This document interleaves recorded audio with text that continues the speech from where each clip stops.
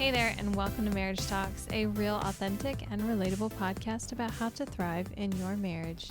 Here you'll find helpful information shaped by a biblical worldview, sex, money, parenting, and so much more. We are Michael and Elizabeth, and welcome to the show. Yes, welcome to part 2. Part 2. All right, so disclaimer, this is part 2 to a conversation. You technically could, you'll get a lot out of it if you didn't hear part 1 of this. But you article, should listen to part 1. Do yourself a favor and get on that part 1 right now. So pause this, don't delete it, go listen to the first one, restart. Your podcast player will remember where you left. Yes, for sure. And just to catch you up to speed, this is an article that our friend of the show, Lindsey Maestas, posted, and it is titled, I'm going to get this right this time, 10 Ways You're Disrespecting Your Husband? 10 ways wives unknowingly disrespect their husband. Oh, man. I'll get it by part 3. There's not going to be a part 3. Okay. Yes.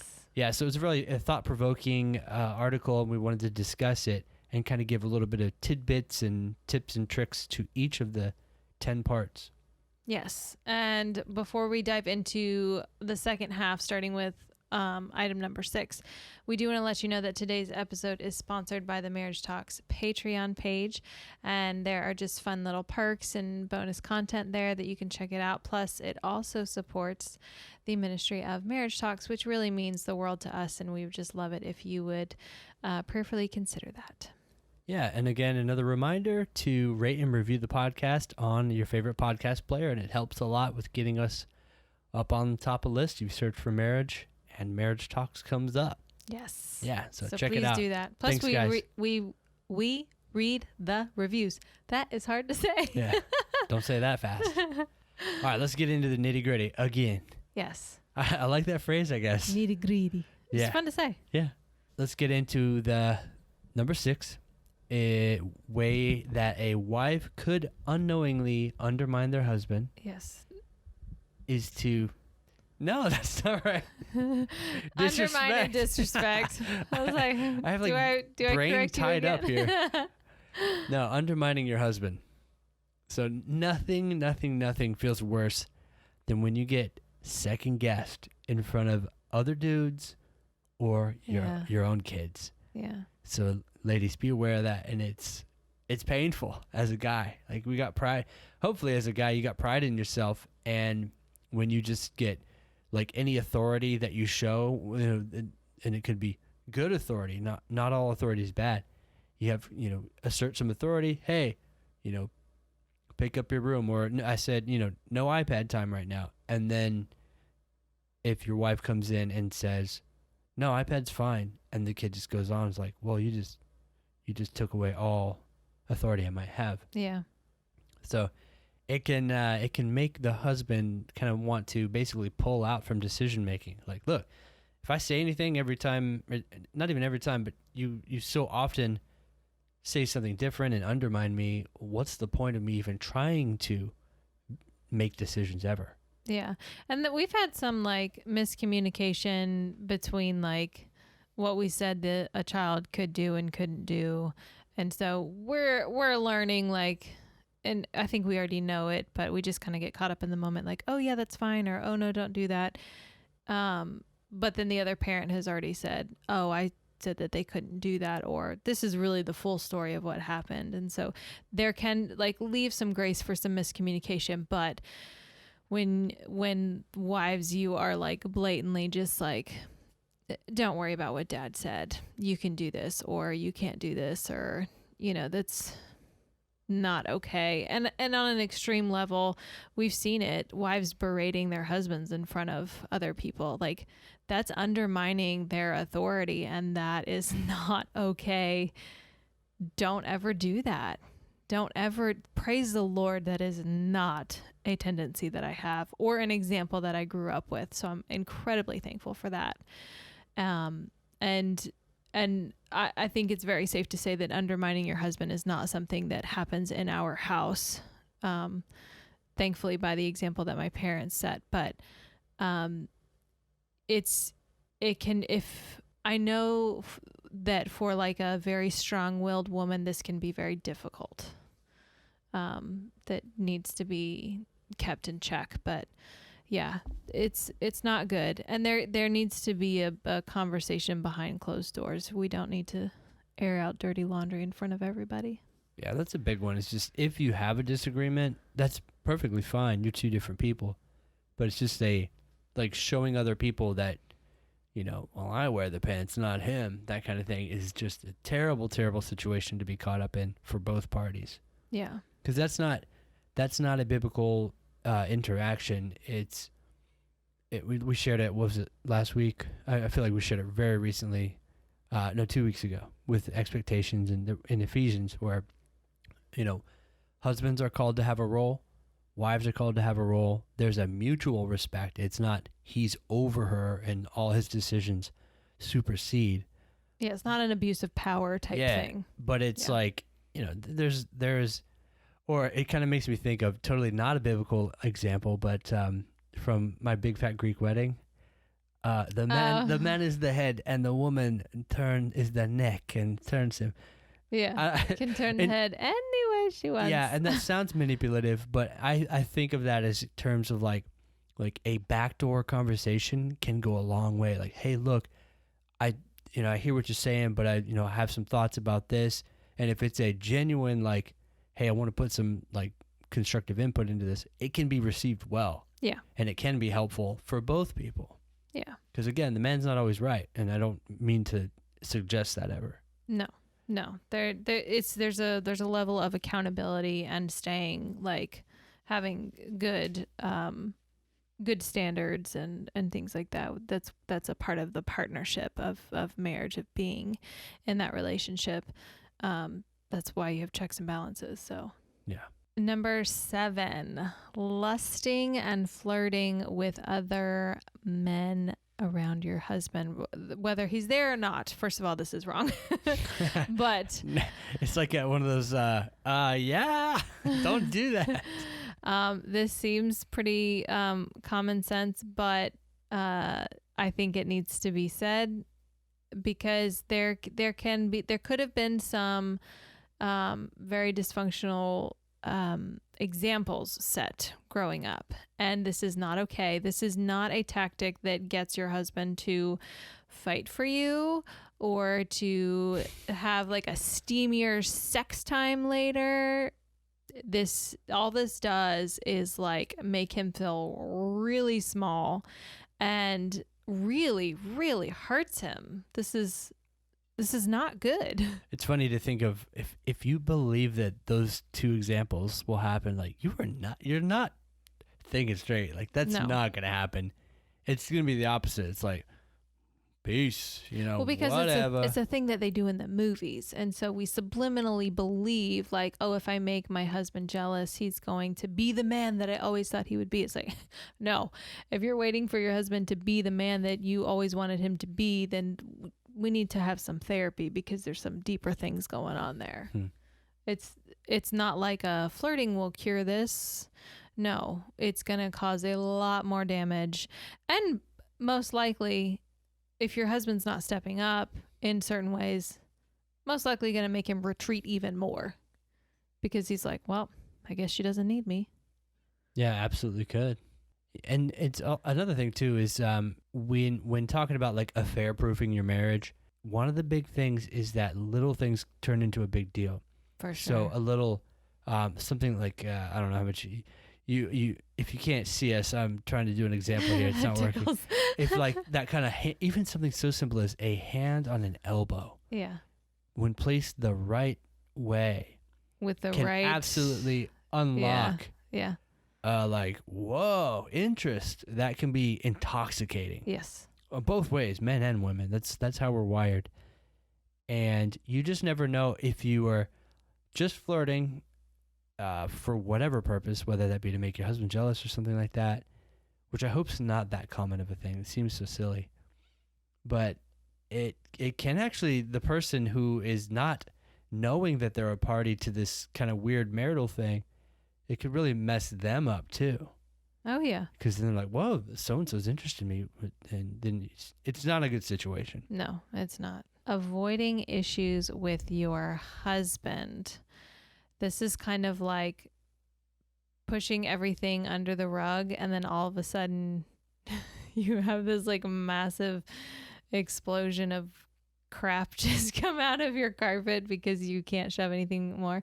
If you're a friend, if you've watched Friends, it's like Monica's closet that she doesn't have a category for it, and like everything just comes like spilling out. It all comes back to Friends. There's a life lesson in every episode. For some people, it all comes back to The Office, but with Elizabeth, it's all about the Friends. But yeah, it's avoiding things it's not good, because it's much easier to deal with a small issue or something that's barely an issue than it is to leave it like inside and let it build and fester. And then you start having this internal dialogue of like, I can't believe he hasn't talked to me about this yet. He doesn't care about me. He doesn't love me. And then you start feeding, the enemy starts feeding you these lies that you buy into. And then all of a sudden you just reach a breaking point and you explode. Now, for you people who do not like confrontation, I understand how this can be very difficult to deal with things before they become issues. But you have to do it. You have to do it. I mean, I am not that way. I'm not afraid of confrontation, and that's not to say that I seek it out, but if something difficult needs to be talked about, then we need to talk about it. And I don't even like for a day to go by if there's something that bothers me. Like if Michael did something earlier in the day and he calls it lunch, I want to talk to him about it at lunch. Yeah, this just happened. It's like, oh no, this is going to be what we're talking about. That was a lingering thing, but I'm talking about something that's like even just something small. Like, you know, I kind of felt like you were rude to me this morning before you left. Like that's right, I was. That would bother me. And I'd just be like, hey, can you just be aware of your tone? Yeah, seeking resolution. Nothing wrong with that. Yeah. A really good example of this was early on, and it was like really a non-issue when we first started dating, but you had no clue that you even did it when we would hold hands, and then you would just pull your hand away suddenly. And it wasn't like was it more like I shoved your hand away? It wasn't like a get off me. It was just like he needed his hand to like do the turn signal, or like to drive, or you know, like he needed it to do something. So he wasn't saying like, I love you and I want to hold your hand, and then she was trying to do like an example, and as she's reaching over for my hand, I had already been starting the motion to adjust my mic. She's like this really awkward thing that no one except us is going to experience. But you know, I just told him, I was like, you know, I know that you don't see that this really isn't necessarily a problem, but the way I'm perceiving it is that like, you just like don't like I'm done with you. You all of a sudden don't care about me. And I was like, that's just a way that's being perceived. And so ever since then, like if we're holding hands and he needs to do something, he gives me like a light little squeeze, and then I'm not like, even sure I decided to do that, or just like it's so long ago. It's like 15 years probably. Yeah. It's so funny. I was like, did I mean to start doing that? I guess so. Yeah. So it's so much easier to talk about something when it's small than when it's massive. It always is. Don't ever believe the lie that if you just never address it, it'll go away, because that's a straight up lie. Yeah, that's never ever true. So number 9, getting down to the final 2, taunting your husband. That's a way you might be disrespecting him. So as we tend to do on this show, we're going to define what a taunt is, because Lindsey was kind enough in her article to define it for us. So, a taunt is a remark made in order to anger, wound, or provoke somebody. So, have you ever done that before? Have you? Reach into your heart. Feel it. You have, for sure. I know I have. And I think of my little brother so much. He's 4 years younger than me. When we were growing up, I knew exactly how to just get at him, and I did it a lot. And we always tend to do this stuff to the people we love, yeah, because it's so easy. They're available. They probably live with you. In a case like we're talking about, husband and wife, they do live with you, and you know them better than anybody else. So it's so easy to say, like, what's their biggest insecurity? I'm going to get them. Yeah. It's like, you're bald. He's like, no, honey, don't go there. Yes. I don't think I have ever taunted you. No. I got to say, this one's not something that happens in this house, really, truly. No, because growing... It's just really mean-spirited. Yeah. But if you get to a really... It's like in the deep depths of your worst argument, this is something that can happen to even smart people. Just don't do it. My parents were always very quick to stop things like that and to address tone very, very quickly. And so I think just an example growing up for me, like it wasn't anything that was like, oh, this is sibling fighting. It's like, no, that's just lazy parenting. I'm sorry, I'm going to call it out. Oh, it's boys will be boys, sibling rivalry. For the record, my parents were very quick to address my horrible, horrible things I said to my brother. It was not left unsaid. Yeah, the whole excuse, siblings fight or boys will be boys is just an excuse not to address an issue. I'm sorry if that upsets you. But she would drop the mic, but it's nestled kindly in a... Not only it's in a stand, it's in a shock mount, so it's in a little springy system. It would take me 10 minutes to take it out. Don't do it, because that hasn't been touched since I installed it like a year and a half ago. Yeah. I won't do it. Yeah, no mic drops here. But she just... Figurative mic drop. I just don't agree with it. We're moving on. That's a whole nother thing. That was number 9. Number 10. Oh, we're about to wrap it up. Yes. Envy of other marriages. And before you're like, I don't envy anybody else. Newsflash, we've all done it. On some level, we've all wanted something that another marriage has, whether it's the kind of vacations they go on, the love that they seem to have, the perfect house, the perfect this, you fill in the blank. And with social media, it's extremely easy to envy other marriages. I mean, we have definitely had conversations where we're like, man, I wish that we could go on a vacation, just the two of us. It's like, yeah, I definitely wish for that. Realistically, is that possible? I mean, COVID aside, no. Like, we are not financially at that place, but that's okay because we learn to find contentment in other areas.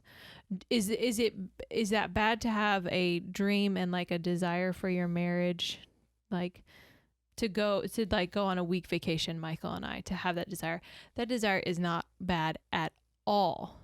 But when you start to say, I wish that I had what they had, and your heart becomes like restless and you're not content in your own marriage, that's a big deal. That's not okay. Don't let that happen. Yeah, and if you find yourself verbalizing that quite a bit to your husband, like say if Elizabeth verbalized to me, yeah, it'd be like I wish we could go on a vacation to the south of France like the Turners.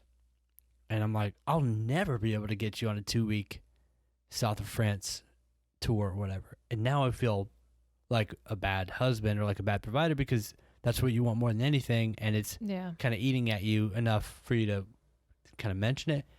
Now, it's all in how you say it, of course, too. There are ways to say like, man, it would be so great. And you can almost like fantasize together, too.